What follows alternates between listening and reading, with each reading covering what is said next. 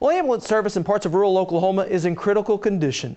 Since the year 2000, 50 different ambulance services have closed, leaving thousands without timely or dependable emergency care. We first told you of this crisis over a year ago. Since then, some crucial steps have been taken, but as our Bendele explains, the battle to keep ambulance services available in rural Oklahoma remains challenging. Last year, we reported on the devastating story of EMT Janez's case. How one paramedic lost her life in a tragic ambulance crash. Hit an icy patch on the way to the hospital.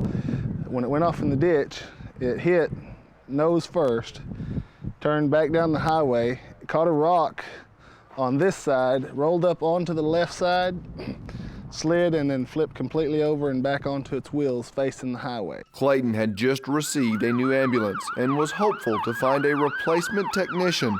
But unfortunately, 1 year later, that has not been the case. They've made several attempts to train and equip another ambulance, and they've been unsuccessful to do that.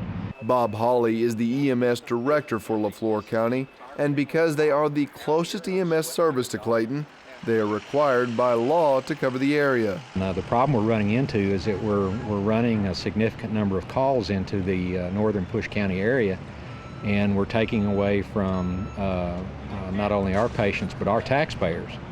Last year, for example, we ran down there 108 times, and out of that 108 times, there were 12 calls that we missed in our own county because we're out serving Pushmataha County. And it's here over 30 miles away in Talahina where the closest responder is located.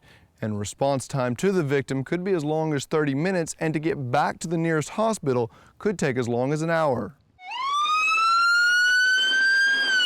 But we do have a backup ambulance, and sometimes our backup ambulance runs just as much as our primary unit if we're gone. Troy Turner is one of 6 EMTs in Talahina and says while he is concerned with covering a larger area, to him, it's a matter of providing a service first. And, I don't care if I'd have to run 50 miles somewhere, I would, if a person needs help and I'm here, I'm going to do it. I'm going to do whatever it takes. Yet individuals with Troy's passion are hard to come by.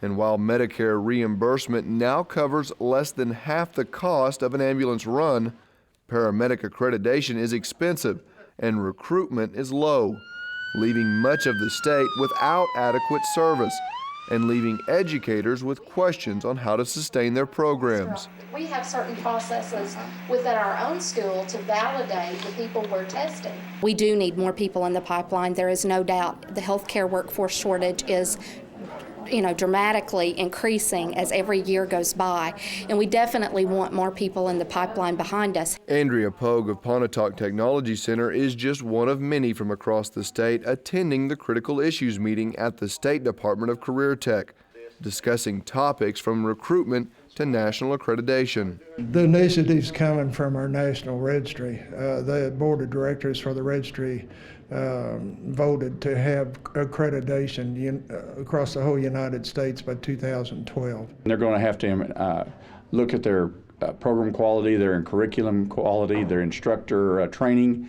They're going to have to upgrade that and be ready to provide more increased requirements for each teacher and the class.